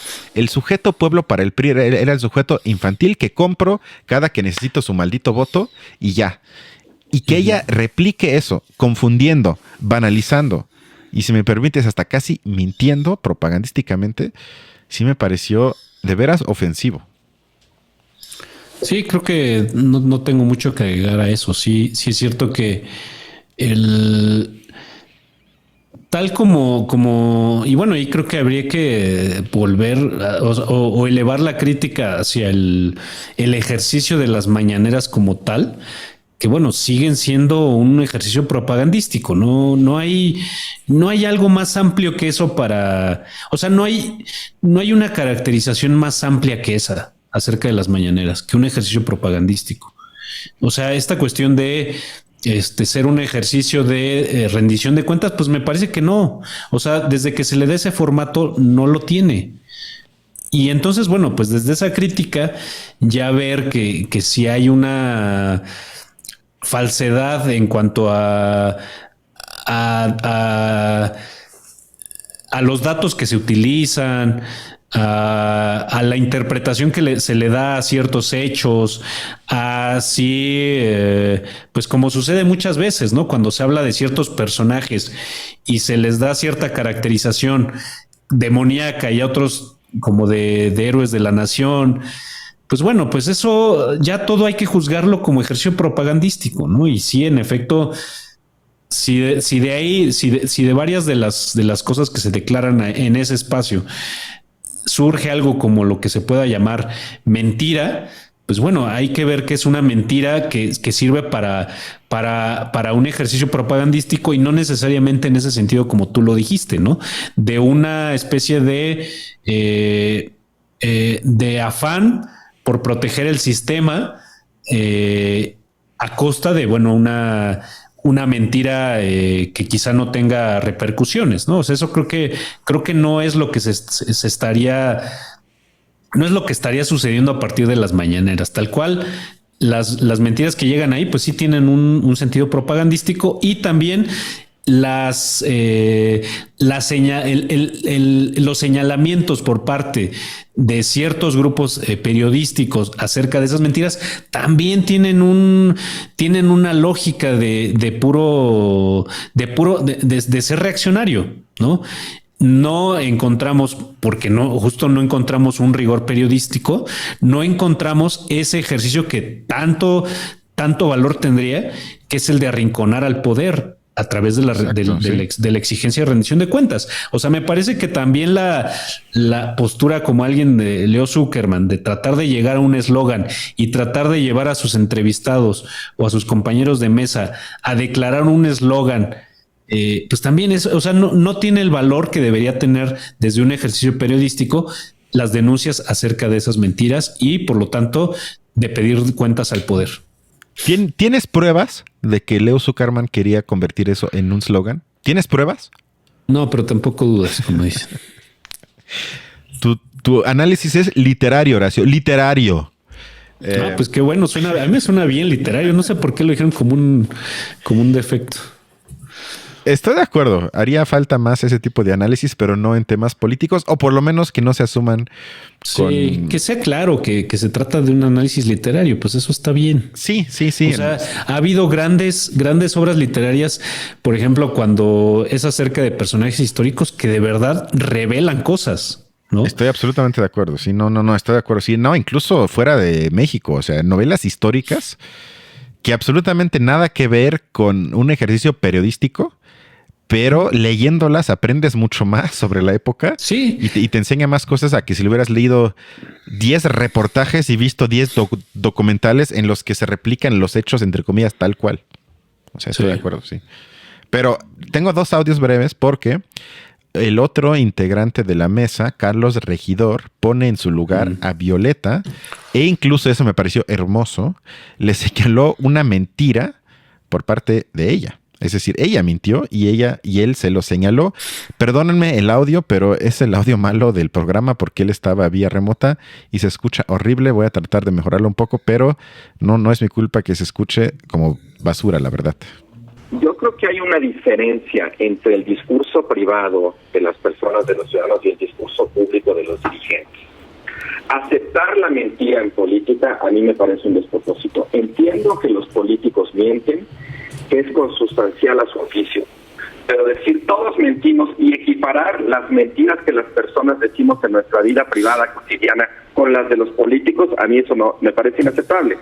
Y para mí el análisis político se trata de detectar y desmentir las mentiras de los poderosos, no de normalizarlas. Claro. Yo ya había comentado en un programa anterior el tema de que pues me llamaba mucho la atención la tolerancia que tienen sus simpatizantes con el presidente. Su falta de exigencia, por ejemplo, de que deje de mentir. Me gusta que Xochitl haya hecho una conferencia para pedirle al presidente que deje de envenenar la conversación pública con sus mentiras. Y creo además que no son solo las del presidente, también sus adeptos de pronto dicen muchas mentiras. Hablando de mentiras. En el programa pasado, Violeta, tú dijiste que el huachicoleo era uno de los grandes éxitos del sexenio. Y ayer se hicieron públicos datos oficiales, cuya fuente es el propio Pemex, de que el número de perforaciones de ductos y de tomas clandestinas en este sexenio ha crecido. Entonces, pues qué bueno que datos que yo no tenía en ese momento, Carlos. No me puedes acusar de haber mentido, precisamente porque mi intención no era hacer creer algo que no creo, sino que dije algo que creía, porque era la información que había en ese momento. No, ¿cuál información? De hecho, estos datos han estado publicándose, lo pues que no habían hecho, ningún medio lo había cubierto como ya se cubrió, pero es en cualquier momento. También aquí se dijo que los bonos del aeropuerto se iban a pagar. Es una mentira. Bueno. Es una mentira. Entonces, a mí me parece muy bien señalar que la mañanera es una máquina de falsedades y de propaganda, que en muchos casos los simpatizantes del presidente magnifican. Me pareció un ejemplo hermoso que conecta además con lo que hablamos de Julio y Anabel, porque vemos cómo Violeta Vázquez en el programa previo había dicho que ha sido un éxito y ha habido una disminución sustantiva en el huachicoleo. Y luego hubo una fuente periodística que se metió, lo único que hicieron es meterse a la página oficial de Pemex para checar los datos oficiales de Pemex con respecto al huachicoleo. Y resulta que fue al revés, que ha crecido durante los 5, casi a 6 años de López Obrador. Por lo tanto, lo que le dijo Carlos a ella fue, tú mentiste. Y su defensa fue que yo no tenía los datos. Entonces yo la acuso de la misma cosa que acusé a Julio, que porque tu narrativa es defender al gobierno de López Obrador, no investigas. No te metes a la página para luego en un programa de televisión nacional afirmar que algo es un éxito. Los datos ya estaban. Lo único que no se había hecho es que alguien se metiera, el periodismo otra vez casi ausente, para checar a ver, ¿de veras es un éxito o no?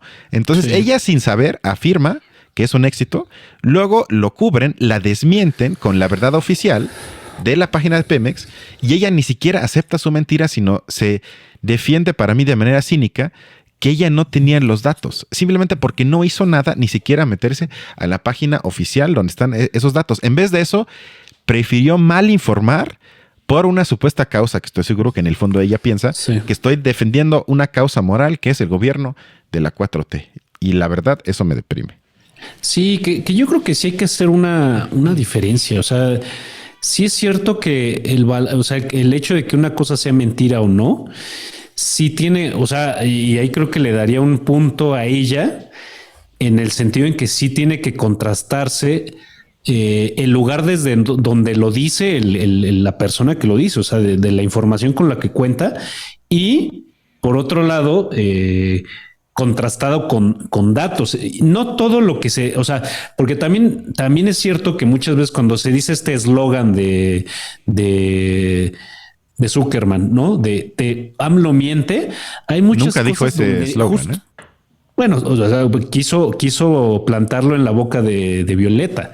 O sea, tú dices, o sea, en algún momento sí le preguntó así literalmente, ¿AMLO miente? ¿No? Y que es esa cosa que vemos en tantas cartulinas de las marchas de Frena y demás, ¿no?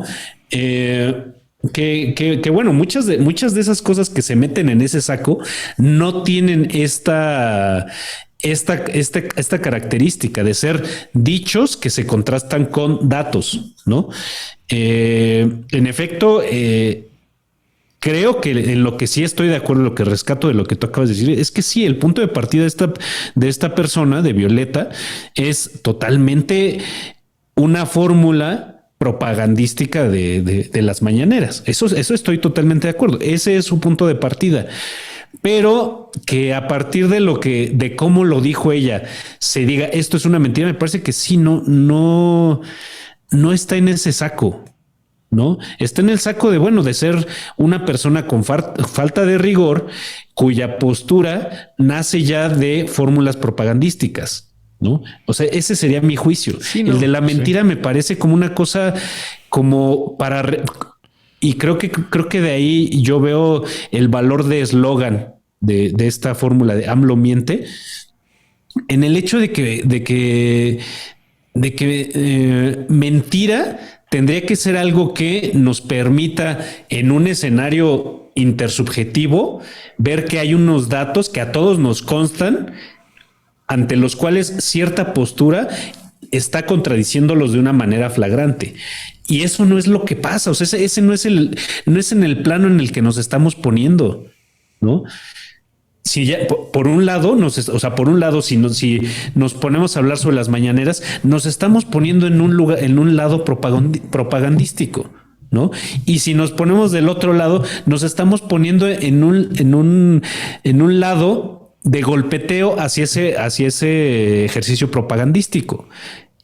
Entonces, si cuando se usa el señalamiento de mentira en ese plano, ¿no?, de nada más contestar al ejercicio propagandístico, me parece que tampoco hacemos mucho, ¿no? Porque para de verdad hablar sobre mentiras, tendríamos que ponernos, te digo, en este plano de una especie de realidad intersubjetiva, donde hay datos que a todos nos constan o que a todos nos pueden constar en el momento en que se diga algo que falsea o no falsea eso que se cuenta como dato. Pero no estamos en ese plano. Entonces, el hecho de decir verdad, mentira es completamente infantil, es completamente inútil. Lo que sí hay es, por un lado, datos que se formulan desde un ejercicio propagandístico, y por el otro lado, mesas de análisis que están tratando de, que bueno, cuando hagan ese contraste con datos, en efecto se puede decir, bueno, la información que se dio va en contra de esos datos, pero la cuestión de verdad, mentira, es algo que no cabe en ese plano. Pero por lo menos cabe la afirmación o no de que si se dice la verdad o no. Ya si le quieres llamar mentira, pero pues exactamente eso. No, a ver, eso que hizo ella es clásico y lo hace AMLO todo el tiempo. Es decir, no tengo los datos porque no los quise revisar o porque no me los han dado o porque se me olvidaron, pero aún así afirmo algo sabiendo que no puedo saberlo porque no lo he investigado. Sí, pero en ese caso la mentira es pensar, o sea, hacer pasar como que sí lo sé. O sea, esa es la mentira que se puede señalar en ese caso. Eso incluso es peor. No, porque eso es peor porque así a mí yo estoy faltándole el respeto a la audiencia en el sentido de que no me importa saber si yo digo la verdad o no. Eso para mí es equivalente a una mentira, que semánticamente se le tendría que llamar de forma diferente. Estoy de acuerdo. Pero eso para mí está en el mismo nivel. No importa acercarse a la verdad. No importa respaldar lo que estoy diciendo con datos. Simplemente no me importa, sino yo estoy aquí para pegarle a los enemigos de la 4T y al revés también pasa, estoy de acuerdo, pero nada más para darte un ejemplo. En ese mismo programa, cuando se acabó esa mesa, Leo Zuckerman invitó a un economista, que no me acuerdo el nombre, que le habló de que la economía está mejor ahorita de lo que se esperaba hace 6 meses, y Zuckerman lo reconoció, dijo, bueno, yo me tengo que tragar las palabras porque yo pensé que iba a estar peor, pero con base en los datos que están publicando y que me compartiste, debo decir que no estamos tan mal en ese tema. ¡Caray! O sea, eso por lo menos es el esfuerzo de decir, aunque él seguramente es anti-4T, eso no es un secreto, invita a un economista, le comparte los datos y con base en eso forma un juicio. Eso es lo único que pido. Sí, ya si le quieres llamar verdad, es lo mismo, pero es que eso no se hace. Exacto, a eso que tú acabas de decir, en eso radicaría mi opinión. O sea, decir que algo es verdad o es mentira es algo muy superficial. Ajá. Porque bueno, estamos haciendo algo en eso en ese ejemplo que tú acabas de dar. Hay un paso que se está dando que a veces se vuelve muy, parece que no existe. El hecho de dar un paso desde un juicio de valor hacia una categoría como la de verdad. O sea, ahí hay un paso que es un contrasentido, ¿no? Y justo reducirlo a cuestión de entonces de verdad o de mentira no nos permite ver el el problema moral que hay en lo que se hace desde una postura propagandística o desde una postura de golpeteo mediático. Ajá. Lo que estaría totalmente comprometido es que voluntariamente no está la intención de ajustarse a los datos, de ajustarse a evidencias, de ajustarse. Y eso es lo que moralmente sí comprometería tanto a alguien como López Obrador, que efectivamente con un afán propagandístico, sí hay veces que da una interpretación errónea de datos o tal cual. Hay veces que va en contra de ciertos datos, ¿no? O que miente. Es que sí miente. O sea, ese es mi punto. O sea, a ver, si él dice en la mañanera, vamos a dar un ejemplo. Si él dice, Horacio fue amigo de Calderón y recibió 60 millones de pesos en tal año, y si eso no es cierto, y lo ha hecho con muchos periodistas que los acusa así con verdad a medias, pero a veces simplemente inventa cosas para pegarles, eso es una mentira. Eso es una mentira. O sea, hay que decirlo así. Es una absoluta mentira. Y lo dice el presidente. Hubiera el rigor de verdad meter las cosas en el saco donde van y donde de verdad haya una claridad sobre todas esas cosas que ha dicho de esa manera y otras cosas donde, bueno, no va en el mismo saco. Y bueno, estoy creo que ahí estaría la falta de rigor que bueno, sí, sí. Mira, yo ya estaría feliz que todo el mundo asumiera y aceptara que la mañanera no es un ejercicio de rendición de cuentas o de informar. No lo es. Ya a partir de ahí estoy feliz. Ya sí. O sea, eso es mi único punto, porque ni siquiera se hace eso, sino ya ves que se sigue festejando de la 4T, que es un gran ejercicio de comunicarse e informar al pueblo. O sea, ese es mi punto. Sí, sí. Y por eso, además, bueno, pues, exacto, porque además con eso le das armas a los críticos de la 4T de seguir señalando las mentiras y todo, porque si ellos aceptaran que estamos haciendo propaganda, pues ya los demás dirían, bueno, pues ya ni siquiera tiene caso a argumentar que están interpretando, quizás falsificando, porque todo el mundo sabe que es propaganda. Pero como ellos asumen que no es propaganda, los otros dicen que sí, hacen una lista de mentiras y hacen lo mismo con Trump. Ya ves que también había una lista de que mintió 1580 veces. Y ahí sí estoy de acuerdo que es un ejercicio que no tiene sentido. Estoy de acuerdo. Pero a mí, insisto, lo que hizo Violeta Vázquez otra vez, se parecen al presidente. Los que dicen ser los periodistas de la 4T y que apoyan y que no son prianistas, sus mecanismos de argumentación se parecen al amado líder y digo, eso para mí es inaceptable. Eso sí es, porque si no está bien puesto ahí lo que tú decías hace rato acerca de, pues no sé si de una definición de lo que es periodismo, pero sí quizá de sus características más esenciales, podríamos llamarlo, pues que sí, es un contrapeso al poder, pues sí, algo que relativiza el poder. Sí, que es incómodo. Y en ese sentido un efecto es que es incómodo. Sí, y no es decir, el poder. Cuando te dicen el poder miente, tú digas, pues todos mentimos. Por Dios, o sea, ¿qué es eso? Eso no es nada. Eso era como... Sí, es partir de ya de una postura instalada en el lugar desde donde se ejerce la propaganda. Eso es, creo que sí, claro. No, para nada. Entonces, pero bueno, de mi parte eso sería todo por hoy. Abarcamos dos temas que tenía ganas, que hasta tenía una necesidad casi compulsiva de presentarlos y de hablarlos. Espero que más o menos les haya agradado y a menos que tengas algo más, Horacio, sería todo por hoy. No, te agradezco mucho por reunir estos audios y digo, no son los mejores que podríamos tener, pero no es cierto. Fue muy, creo que evidenció varias cosas que a veces criticamos, ¿no? Estoy de acuerdo. Y bueno, entonces sin más, cuídense y nos vemos pronto. Hasta luego. Bye.